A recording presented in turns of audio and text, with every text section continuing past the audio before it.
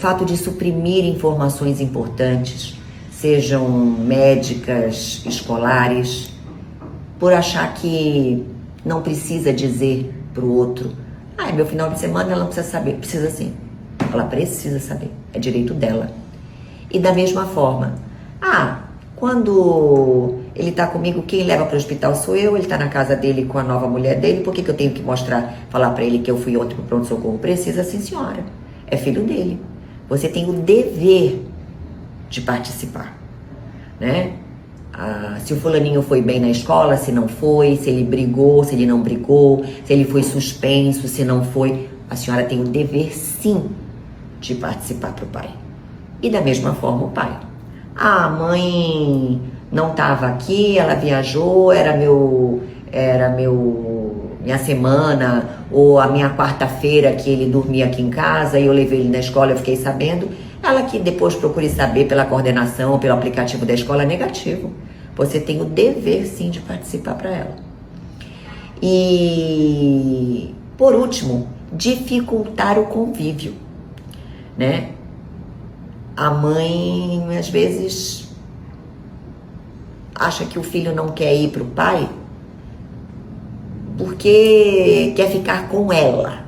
E aí, ela usa disso para dificultar e dizer, não, ele não vai, ele não quer ir. Aí o menino inventa dor de cabeça, inventa febre. Na verdade, ele não quer nem ficar com a mãe. Ele só quer brincar no condomínio. Só isso. E aí, é aquele alvoroço todo, mas aí você vai falar, Nili, mas você falou num vídeo que quando o fulaninho não quiser ir, não é para arrancar, não é para chamar o 90, não é mesmo? Nenhuma criança merece isso, ser arrancada do braço do pai ou da mãe com a presença da polícia e cumprir na marra. Não, mas daí a ser uma constante e usar isso como uma desculpa também não, né?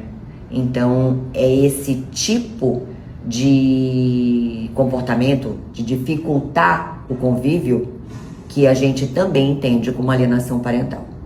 E um outro caso que eu acho que é muito importante. Depois dos 16 anos, dos 12, o menor já passa a ser ouvido em juízo. Mas dos 16 em diante, ele passa a ser considerado incapaz ainda, mas ele pode sim ter uma fala mais contundente no processo. E precisa, inclusive, de formalizar a procuração, principalmente nos processos de alimentos, né? Eu tenho um caso no escritório, ele tem 16 anos, o pai já foi preso 2 vezes. E a gente não tá falando de pouco valor não, tá? A prisão civil dele se dá por mais de 400 mil. E ele prefere ser preso realmente a pagar os alimentos para os filhos.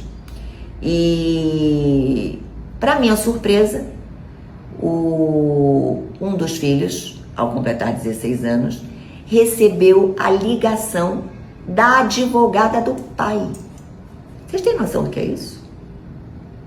Pois é. Primeiro que esse menino, esse menor, não poderia jamais falar com ela. Isso aí, não vou entrar nem no mérito aí de questão de ética, de uma infração ética nem nada. Ele não poderia falar com ela pelo simples fato dele ainda ser incapaz. E ele é representado pela mãe dele. Se não pela mãe, pela advogada do processo. No caso, a coleguinha aqui. E segundo, vocês têm ideia do que é isso? Do que é falar para um garoto de 16 anos que não tem esse discernimento, que olha, seu pai vai ser preso mais uma vez pela sua mãe. Isso também é uma alienação parental absurda. Porque é claro que ele vai pender para o lado do pai. Mas esquecem que essa mãe precisa e já pede há mais de 3 anos para que ele só cumpra o dever dele. Ele prefere ser preso pela segunda vez, 30 dias cada vez, a cumprir com o papel dele de pai. Então, essa também é uma forma de alienação, porque é nítido que se joga o menor contra a mãe. E aí a gente não tem como tirar isso da cabecinha dele. Cuidado, cuidado, porque isso, além de fazer um mal para a criança, para o adolescente, é crime.